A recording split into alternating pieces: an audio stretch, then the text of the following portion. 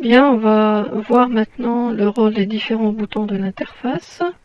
Donc on va commencer par ces boutons qui permettent de choisir le mode d'affichage des points de contrôle. Donc ce bouton-là permet d'afficher les points de contrôle de façon complète, avec le centre, le pourtour et les poignées.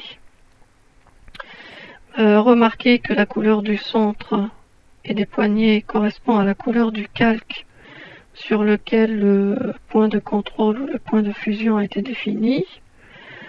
Et la forme du centre correspond, la forme du centre et des poignées d'ailleurs, correspond à la forme du point de contrôle.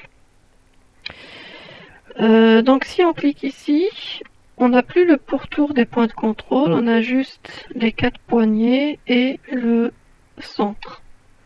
Si on clique sur ce bouton, on n'a plus les poignées, il ne reste plus que les centres des points de fusion.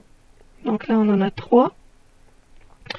Et remarquez que le point qui dispose d'une bordure un peu plus épaisse est en réalité le point actuellement sélectionné.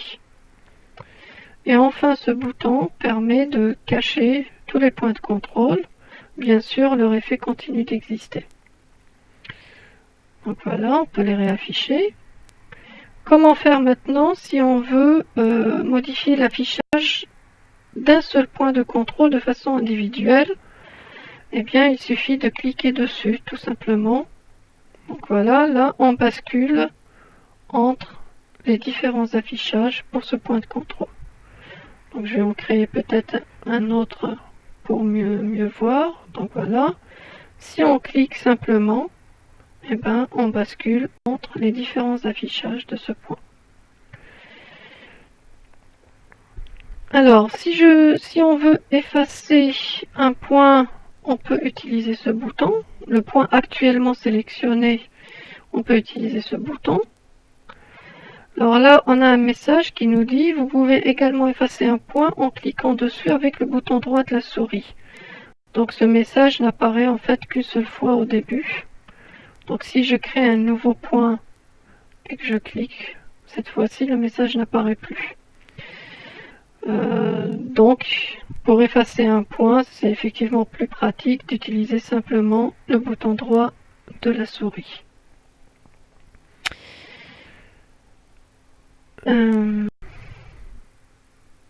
Si on coche cette case à cocher, calque courant uniquement, eh bien, on affiche uniquement les points de contrôle du calque courant, c'est-à-dire le calque actuellement sélectionné, le calque 3.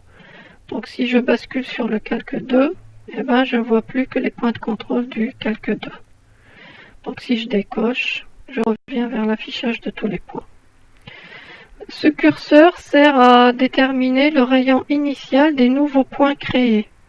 Donc là par exemple, si je crée un nouveau point, vous voyez son rayon. Si je diminue le rayon, je crée un nouveau point, il est de rayon plus petit. Donc j'efface. Je vais garder ce point pour la vidéo suivante.